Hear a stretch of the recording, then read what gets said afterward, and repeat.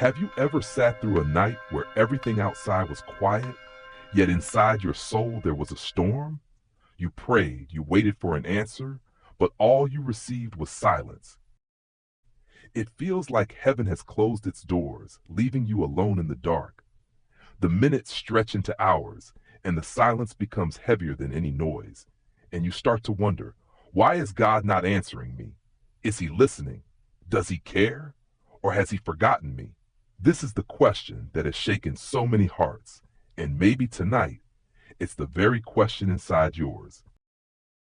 Many years ago, I lost someone I loved deeply. That loss broke the very ground beneath my feet. Everything I thought I knew about faith, about life, felt shattered. I prayed for hours, night after night, but all I could hear was the ceiling fan turning. The silence echoed louder than any answer. I cried until my voice broke, until no more words would come. And in that silence, I started asking, Lord, if you love me, why won't you speak? One evening, I sat alone on the porch. The sky above me was full of stars, each one shining like a reminder of something eternal. The breeze brushed against my face, soft and gentle. But inside me was a storm, raging, restless, unrelenting.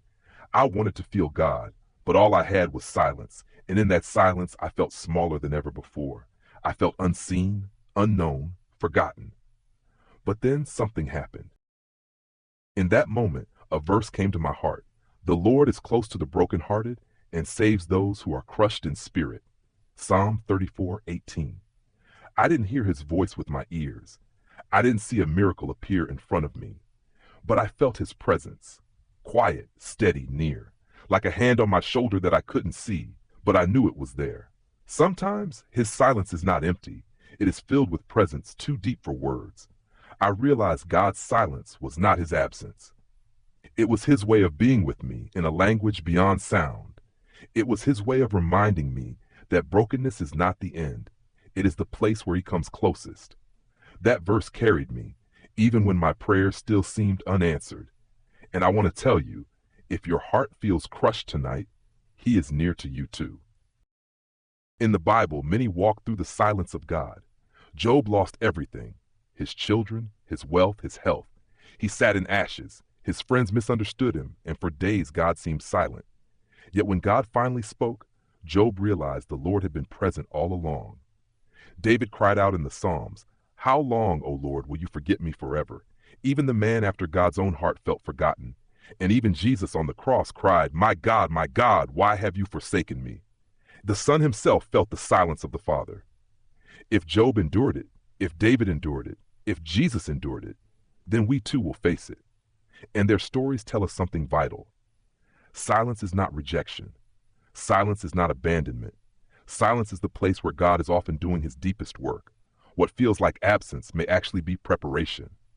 What feels like emptiness may be the soil where something new is about to grow.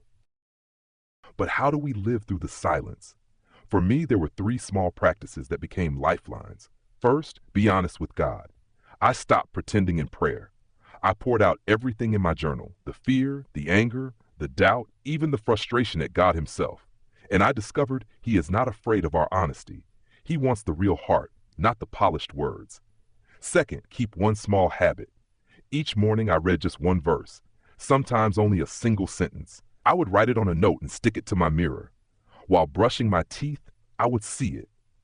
Even when my faith felt fragile, that one verse anchored me. Third, look for traces of grace. I began to notice little things.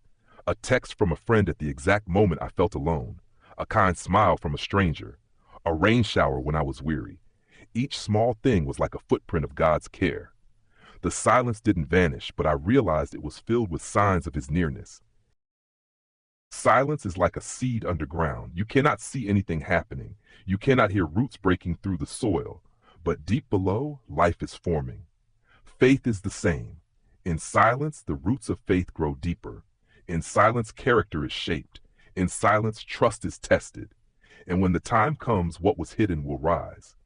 Habakkuk 2:3 says, "Though it lingers, wait for it. It will certainly come and will not delay." God's promise will not fail. Silence is not rejection. Silence is preparation. And the very place where you feel most abandoned may be the place where he is working most powerfully.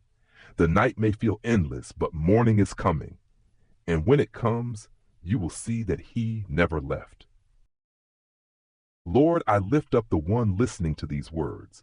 In their silence, let them feel your presence. In their waiting, let them feel your warmth. Give them the strength to trust when answers do not come. Remind them that silence is not absence. Cover their heart with peace that surpasses understanding.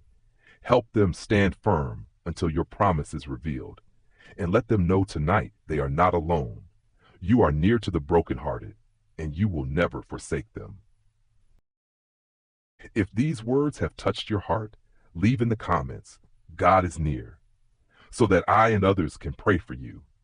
And if you long for more verses that bring peace, subscribe to this channel. Here you are not alone. Here we wait together.